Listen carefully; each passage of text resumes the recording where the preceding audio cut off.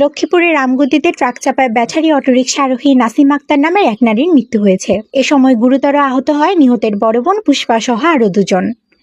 আজ শুক্রবার 13 ডিসেম্বর সকাল 10টার দিকে উপজেলা জমিদারহাট বাজার এলাকায় এ দুর্ঘটনা ঘটে।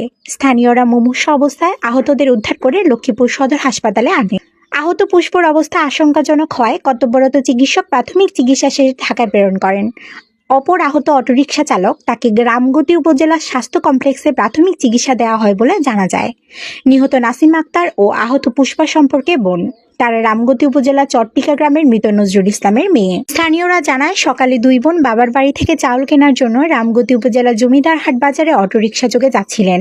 জমিদারহাট বাজারে পৌঁছার আগেই তাদের বিপরীত থেকে ছেড়ে আসে একটি চলন্ত ট্রাক তাদের অটোরিকশাকে চাপা দেয়। এতে অটোরিকশাটি দুমড়ে মুচড়ে যায়। গুরুতর আহত হয় দুই বোন।